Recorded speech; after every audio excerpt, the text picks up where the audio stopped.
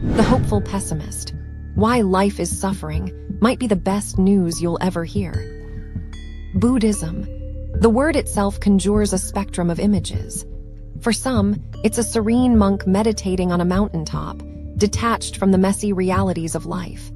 For others, it's a feel-good philosophy of mindfulness and inner peace, a quick fix for a stressful world. But lurking behind these popular caricatures are a few core teachings that, at first glance, can sound profoundly strange, even downright depressing.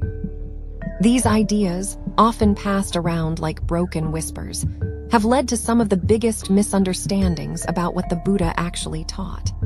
People either dismiss the philosophy as a bleak, life-denying creed, or embrace a watered-down version that misses the powerful, transformative heart of the message.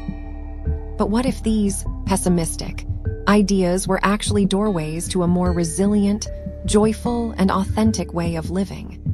Let's pull back the curtain on 3 of the most commonly twisted concepts and discover the vibrant wisdom they truly hold. Myth 1. The pessimism principle, life is suffering. This is, without a doubt, the most famous and misunderstood statement in all of Buddhism. When people hear, life is suffering, they often recoil. It sounds like a final verdict, a declaration that life is a meaningless, miserable slog. This interpretation paints Buddhism as a philosophy for the downtrodden and has led many to label it as fundamentally negative, a belief system that saps your motivation to strive and improve. Even some followers fall into this trap, adopting a passive and melancholic attitude. But this completely misses the point. Think about it. If life were only suffering, that would be a bizarre and one-sided view.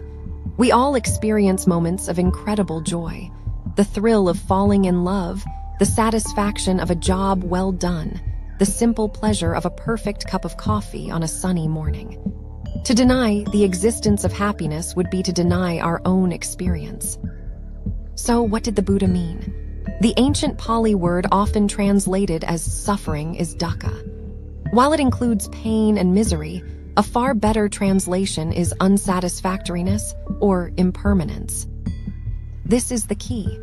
The Buddha's insight was not that life is constant agony, but that even our moments of happiness are fleeting. The perfect relationship can sour. The healthy body will eventually age and fail. The wealth you accumulate can vanish overnight. The beautiful sandcastle you build on the beach is destined to be washed away by the tide. Dukkha is the subtle, underlying friction of knowing that nothing lasts. It's the anxiety that comes from clinging to things that are, by their very nature, in a constant state of flux. This isn't a message of despair. It's a diagnosis. Imagine going to a doctor. You wouldn't want them to say, "You're sick and that's that. Have a nice day." A good doctor says, "Here is the nature of your illness, here are the causes, and here is the path to healing." This is precisely what the Buddha did. He started by saying, life, as we usually live it, is marked by this fundamental unsatisfactoriness. Then, he spent the rest of his life teaching the cause of this condition, our clinging and craving, and most importantly, the cure. The goal isn't to wallow in suffering, but to understand its nature so we can transcend it and achieve a profound and stable state of well-being. A permanent, joyful, free, and pure existence, as the old texts call it. Recognizing that life is suffering is the first, most courageous step toward genuine, lasting happiness. It's an alarm clock that wakes us up from the fantasy that temporary pleasures can provide ultimate fulfillment, and it points us toward a path of real liberation. Myth 2, the Great Escape, leaving the world. This phrase, leaving the world or becoming worldly transcendent, often conjures images of escapism. It sounds like a call to abandon society, retreat to a monastery, and renounce all earthly responsibilities and relationships. To the modern ear, it can sound like the ultimate act of social irresponsibility, running away from problems instead of solving them. Again, this is a misunderstanding born from a too literal translation. The world that Buddhism encourages us to leave is not our physical planet or our community. In Buddhist thought, the world is a state of mind. It is the blurry, confused, and automatic way we typically experience reality, trapped in a cycle of past regrets and future anxieties, blind to the true causes of our actions and their consequences. To be in the world is to be adrift on an ocean, tossed about by every wave of emotion and circumstance. To leave the world, then, doesn't mean leaving the ocean. It means learning to become a master sailor. A master sailor doesn't flee the water. She learns to read the winds, understand the currents, and navigate her vessel with wisdom and skill. She is in the ocean, but she is not controlled by it. Similarly, a world-transcendent person, a Buddha or a Bodhisattva, doesn't run away from life. They dive into it more fully, but with a clarity, wisdom, and inner calm that ordinary, worldly people lack. They live right here among us, but they are no longer slaves to their own reactive emotions or conditioned habits. So this concept is not a call to escape reality. It is an invitation to upgrade our consciousness, to go from being a passenger tossed about by life's storms to being the calm, clear-eyed captain of our own ship. Myth 3, the void of nothingness. Everything is empty. If life is suffering sounds pessimistic, everything is empty sounds like pure nihilism. It's often misinterpreted to mean that nothing exists, nothing matters, and all of life is a meaningless illusion. If everything is empty, why bother being good? Why not just do whatever you want? This is perhaps the most profound, and therefore most easily mangled, of all Buddhist concepts. The doctrine of emptiness, sunyata in Sanskrit, is not a statement about non-existence. In fact, it's the very opposite. It's a description of how things exist. It means that nothing exists independently, on its own, with a fixed, permanent identity. Everything is radically interconnected. Think of a symphony. Is a symphony a thing? You can't put it in a box. It has no substance. It is empty of a solid, independent existence. Yet it most certainly exists. It is a dynamic interplay of musicians, instruments, written notes, silence, and the acoustics of the hall. It arises from a web of countless conditions. Take away the violins or the conductor or the air for the sound to travel through, and the symphony ceases to be. This is what emptiness means. The world is like that symphony. You are like that symphony. You are not a fixed, isolated self. You are a dynamic process, a convergence of your parents, your food, the air you breathe, the ideas you've learned, and the relationships that shape you. Far from leading to nihilism, this understanding is the very foundation of ethics. If everything is interconnected, then every action you take has ripples that affect the whole. Harming another is, in a very real sense, harming yourself. Compassion becomes the most logical response to reality. Emptiness doesn't mean that nothing matters. It means that everything matters because everything is connected. It asks us to see the world not as a collection of separate objects, but as a single, vibrant, interwoven dance. When we grasp this, we don't fall into despair. We are filled with a sense of awe, responsibility, and profound connection to all of life. Myth 4, the vanishing act. Becoming a monk destroys society. Beyond the philosophical hurdles, some of the most visible traditions in Buddhism can seem just as alien. The idea of monasticism, of men and women shaving their heads, donning robes, and renouncing conventional family life, is one of them. In many cultures, especially those that place a high value on family lineage, this practice can seem radical, even threatening. A common criticism goes something like this. If everyone became a Buddhist and everyone became a monk or a nun, humanity would simply die out. Who would have children? Who would build society? This fear, while understandable, comes from a fundamental misunderstanding of the role of monastics. It's like worrying that if everyone becomes a teacher, there will be no students left to teach. It's a logical fallacy. Let's look at it from a Western perspective. The Catholic Church has priests and nuns who take vows of celibacy. But does anyone believe that every Catholic is expected to become a priest or nun? Of course not. They are a specialized group who dedicate their lives fully to the spiritual path, serving as teachers, guides, and custodians of the tradition for the wider community of lay followers. Buddhism operates on the very same principle. The path is open to everyone, whether you choose to live as a householder with a family and career, or as a monastic. Both paths are valid, and both can lead to the ultimate goal of enlightenment.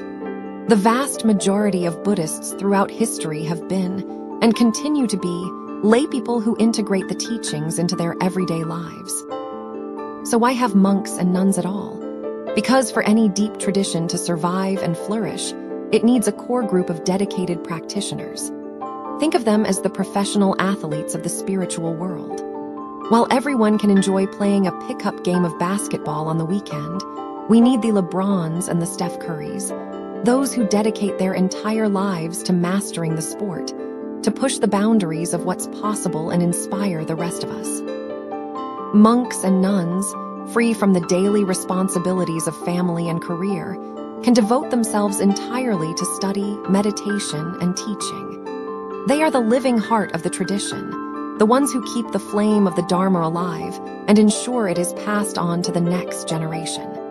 It's a demanding, full-time commitment, a job of immense importance. A note on the easy life of a monk.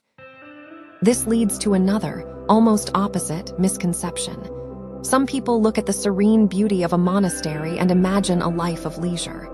What a life, they think. No job, no mortgage, free food from donors, just sitting around all day, enjoying the peace and quiet. This is a romantic fantasy. The life of a dedicated monastic is anything but idle. It is one of rigorous discipline and profound service. The daily schedule is often grueling, beginning before dawn with meditation and chanting, and filled with study, work, and ministering to the needs of the community. They are not parasites on society. They are spiritual educators, counselors, and caretakers of a wisdom tradition that benefits everyone.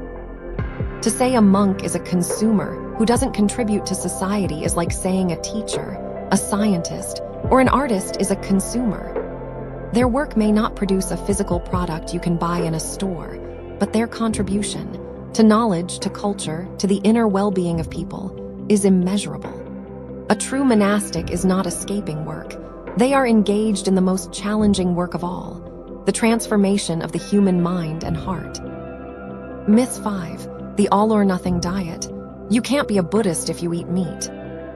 In many parts of the world, particularly in Chinese Buddhism, vegetarianism is a deeply ingrained practice. This has led to the widespread belief that giving up meat is a non-negotiable requirement for anyone who wants to follow the Buddhist path. I've heard it many times. A curious newcomer will be asked, almost as a first question, "So, are you a vegetarian yet?" This well-intentioned gatekeeping can be incredibly off-putting. It makes people feel that if they can't immediately commit to a massive lifestyle change, then the door to Buddhism is closed to them. Let's be clear. You do not have to be a vegetarian to be a Buddhist. If we look at Buddhism globally, we see a wide variety of practices. Monks and laypeople in countries like Thailand, Tibet, and Japan often eat meat. This isn't because they are bad Buddhists. It's a reflection of different cultural norms, climates, and interpretations of the ancient texts. Confusing the practice of Buddhism with the practice of vegetarianism is like confusing being a good person with being a good cook. They can be related, but they are not the same thing. The real goal of Buddhist practice is not to perfect your diet, but to perfect your character. The first step is to understand the core teachings and begin applying them to your life. Does your practice make you kinder, more patient, less angry, more responsible? Are you becoming a better parent, a more compassionate colleague, a more peaceful presence in the world? This is the true measure of progress. If you transform yourself, your family and friends will notice. They won't see someone who has adopted a difficult and alienating habit. They will see a person who has become happier and more loving. At that point, if you choose to adopt a vegetarian diet out of a natural, growing sense of compassion, your decision will be understood and respected. It will be an authentic expression of your inner state, not a rigid rule imposed from the outside. That being said, there is profound wisdom in the vegetarian ideal. The core principle is the cultivation of karuna, or compassion. The practice of abstaining from meat is a powerful way to reduce harm in the world and to foster a deep sense of empathy for all living beings. It aligns with modern concerns about health, sustainability, and ethics. It is a beautiful practice and one to be encouraged. But it should be an invitation, not a barrier. The crucial point is to avoid setting the bar so high that no one dares to even take the first step. True spiritual practice meets you where you are. It starts with an open heart and a curious mind, not a specific meal plan. Myth 6, the idol worshiper. Bowing to statues is superstition. Walk into a traditional Buddhist temple, and the first thing you'll notice are the statues. Ornate figures of Buddhas and Bodhisattvas sit serenely on altars, surrounded by the gentle glow of candles and the sweet scent of incense. Devotees approach, bow deeply, and make offerings of flowers or light. To an outsider, especially one from a culture wary of graven images, this can look like pure idol worship. Why are you bowing to a piece of wood or stone? They might ask. That's just superstition. This view misses the profound symbolism at play. No Buddhist believes the statue is the Buddha. The statue is a representation, a focal point for reverence and inspiration, much like a national flag is a representation of a country. When soldiers salute a flag, are they worshiping a piece of cloth? No, they are showing respect for the ideals, the history, and the community that the flag represents. When a Christian kneels before a crucifix, are they worshiping the wood and metal? No. They are contemplating the sacrifice and love that the cross symbolizes. Bowing to a Buddha statue is the exact same principle. It is an act of humility and respect directed not at the inanimate object, but at the enlightened qualities it represents: wisdom, compassion, and the potential for awakening that exists within every one of us. The Buddha was a human being who achieved an extraordinary state of being. We bow to honor that achievement and to acknowledge him as our ultimate teacher and guide. And what about the offerings? The candles and lamps symbolize the light of wisdom that dispels the darkness of ignorance. The incense represents the sweet fragrance of ethical conduct that purifies the mind. The flowers, beautiful but impermanent, are a reminder of the fleeting nature of life. These are not bribes to a deity but poetic, physical expressions of our deepest aspirations. They are a way of engaging our whole being, body, speech, and mind, in the act of spiritual practice. Of course, any ritual can become empty if performed mechanically. Bowing while your mind wanders is meaningless. The true power lies in the intention behind the act, the genuine feeling of respect, and the aspiration to cultivate those same enlightened qualities in oneself. Myth 7, the magic ritual. Chanting and repentance is just for show.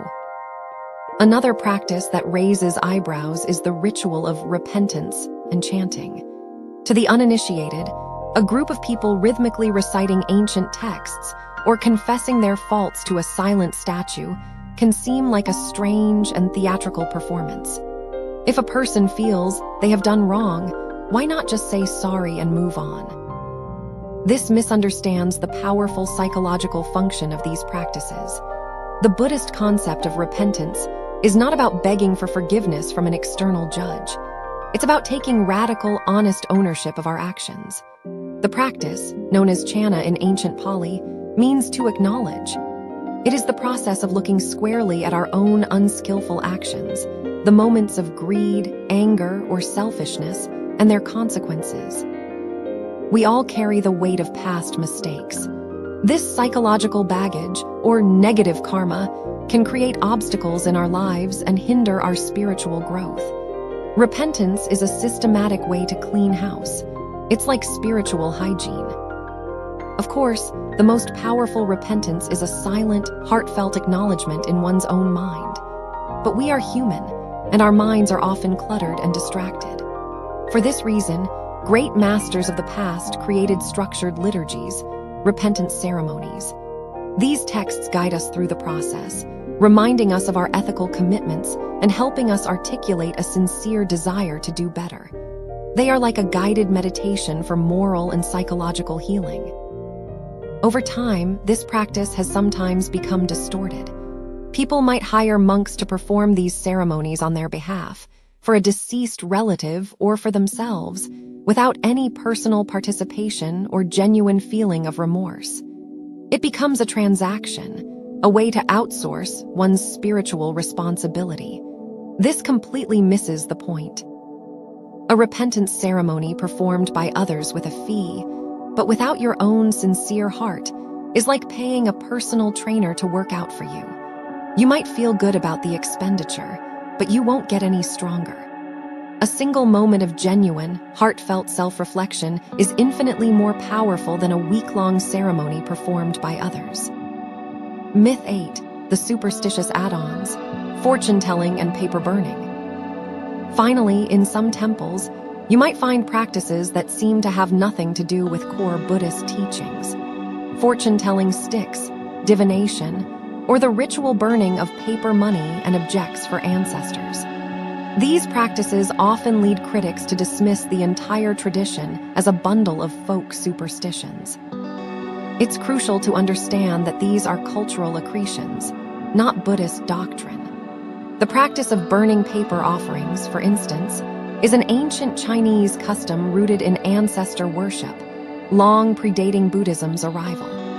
Over centuries, as Buddhism integrated into Chinese culture, some of these folk traditions were blended with temple life as a skillful means of connecting with the local populace. They can be seen as a beautiful expression of filial piety, a way of remembering and honoring one's ancestors. However, a pure and authentic Buddhist teaching stands apart from these things. The Buddha's path is based on the unshakable law of cause and effect, karma. If you want a good future, you must create the causes for it through skillful actions, generosity, kindness, and mental cultivation. If you have acted unskillfully, no lucky charm or fortune teller's prediction can erase the consequences. A true student of the Dharma doesn't look for shortcuts.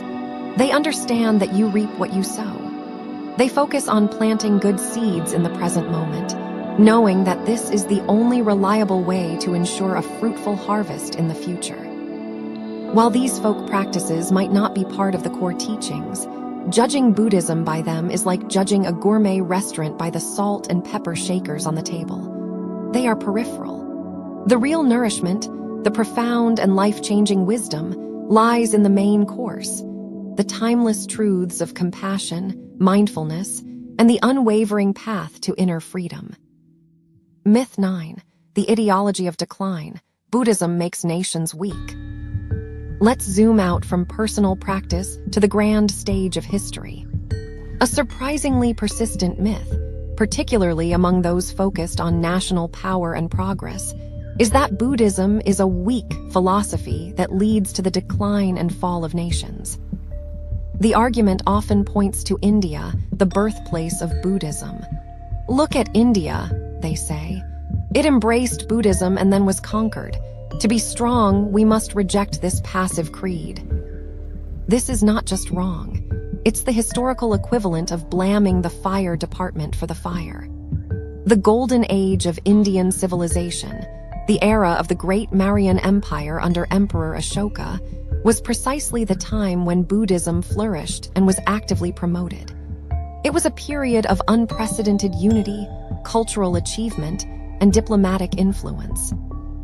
It was only after Buddhism began to decline in India, largely due to the resurgence of other traditions, that the subcontinent fractured and became vulnerable to invasion.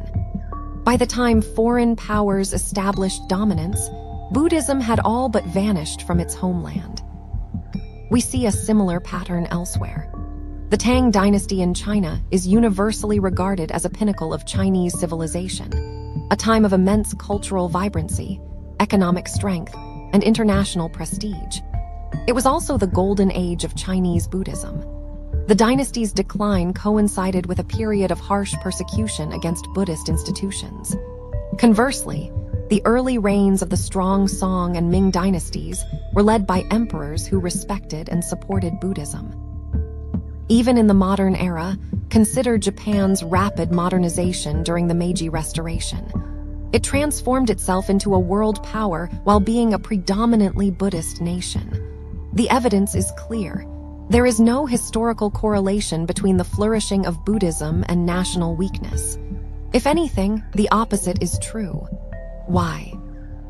Because the Buddhist emphasis on ethics, self-discipline, and compassion creates a stable and harmonious society, the very foundation upon which a strong and prosperous nation can be built. Myth 10, the useless contemplative. Buddhism does nothing for society. Related to the previous myth is the accusation that Buddhism is socially useless. The argument goes that other religions build hospitals, schools, and charities, while Buddhists just sit on cushions and meditate. It's a selfish path, critics claim. It offers no tangible benefit to society. This critique confuses the actions of some modern followers with the core teachings of the tradition itself. To say Buddhism is not socially engaged is to ignore its very heart. In fact, if we had to summarize the entire Buddhist path in 2 words, they would be wisdom and compassion. Wisdom is the inward journey of understanding the nature of reality and our own minds. Compassion is the outward expression of that wisdom, the active, engaged work of alleviating the suffering of others. The two are inseparable, like the 2 wings of a bird. Throughout history, and in many Buddhist countries today like Japan, Thailand, and Sri Lanka, monasteries have been centers of education, art, and social welfare. The failure of some modern Buddhist communities to engage in this work is not a flaw in the Dharma, but a failure of its practitioners to live up to its profound ideals. The solution isn't to abandon Buddhism, but to embrace it more fully. The ultimate aim of the Mahayana, great vehicle, path, the dominant form of Buddhism in East Asia, is the ideal of the Bodhisattva. A Bodhisattva is one who, on the verge of attaining final enlightenment, makes a courageous vow to postpone their own final peace and return to the messy, difficult world again and again, in any form necessary, to help all other beings find their way to freedom. Is this a selfish path? Is this a useless ideal? It is one of the most radically altruistic and socially engaged visions ever conceived. The heart of the matter, a path beyond belief. So, if we strip away all the myths and cultural baggage, what are we left with? What is Buddhism, really? Is it a religion? Is it a philosophy? The truth is, it transcends both categories. Unlike most religions, Buddhism is not centered on the worship of a creator god who demands obedience. The Buddha was not a god, but a guide. The ultimate authority is not a person or a book, but the universal law of cause and effect and the verifiable truth that one can discover for oneself. The path is built on equality. The Buddha, you, and every other living being possess the same fundamental nature, the same potential for perfect clarity and freedom. The journey is not one of subservience, but of self-reliance and self-awakening.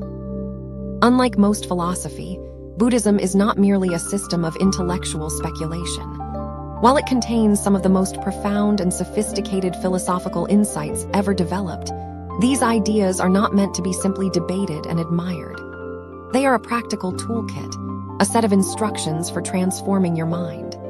It's the difference between reading a book about swimming and actually getting in the water. The goal is not to think about enlightenment, but to experience it. At its core, Buddhism is a science of the mind and an art of living. It provides a stunningly clear diagnosis of the human condition. We suffer because we cling to what is impermanent and misunderstand who we are.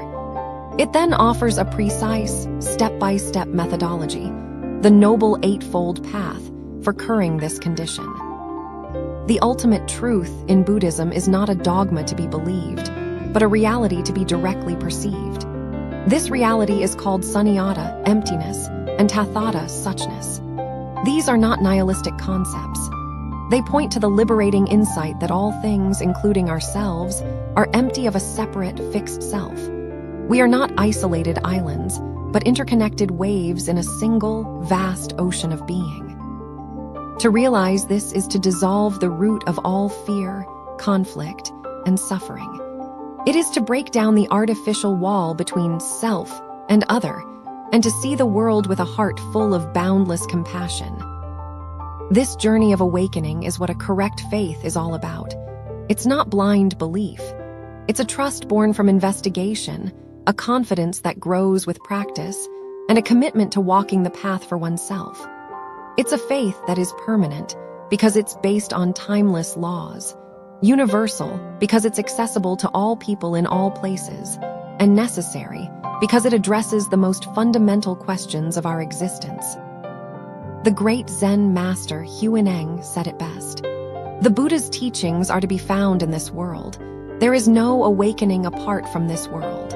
To search for enlightenment by escaping from reality is as futile as looking for a rabbit with horns. The path isn't out there, somewhere. It's right here, in the midst of our messy, beautiful, and complicated lives.